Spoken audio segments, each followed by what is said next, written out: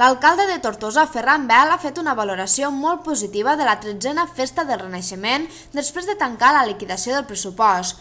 Així, Bel ha detallat que l'edició d'enguany ha costat un total de 422.960 euros, un 10% menys respecte a l'edició del 2007, i ha agraït l'implicació de tot l'equip de la festa per haver fet una edició més participativa i amb molta projecció exterior.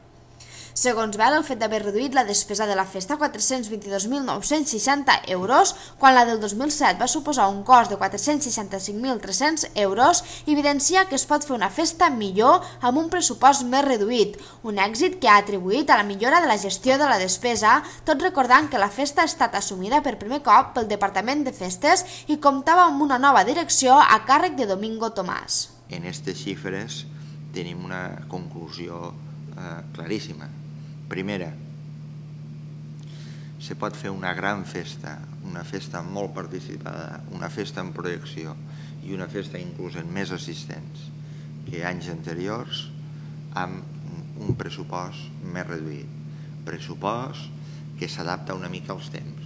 No estem en una situació de fer grans despeses i a vegades s'haurà d'incorrir en altres aspectes, però he de dir que en la Festa del Renaixement hem aconseguit reduir un 10% pràcticament el pressupost dels anys anteriors i fer una festa que, sense dubte, és una festa molt millor que la festa de l'any 2007 o que l'any 2006.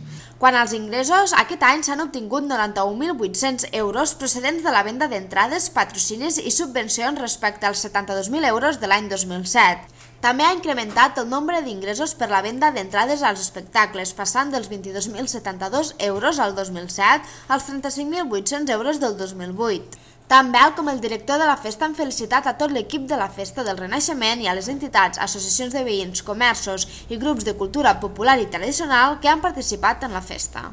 Hem estat capaços tots de confiar tots en tots i penso que això d'alguna manera és el que s'ha acabat traslladant a la ciutadania. Penso que des de l'equip de producció de la Festa del Renaixement hem estat capaços de traslladar i d'impregnar als nostres ciutadans precisament d'aquest esperit.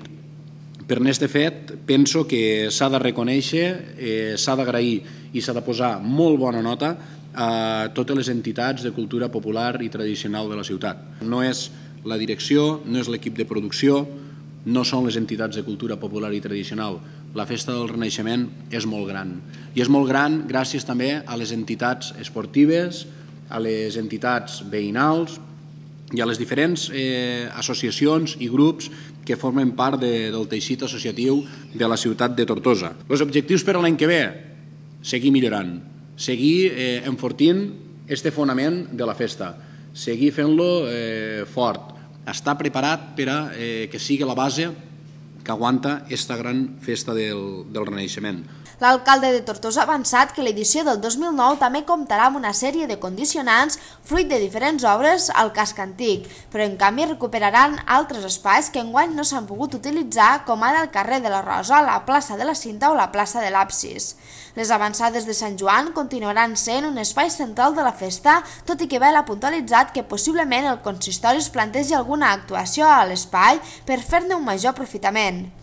Bel també ha volgut destacar que ja s'està treballant per millorar aspectes de cara a la propera edició, com ara la senyalització o el canvi d'ubicació d'alguna taverna.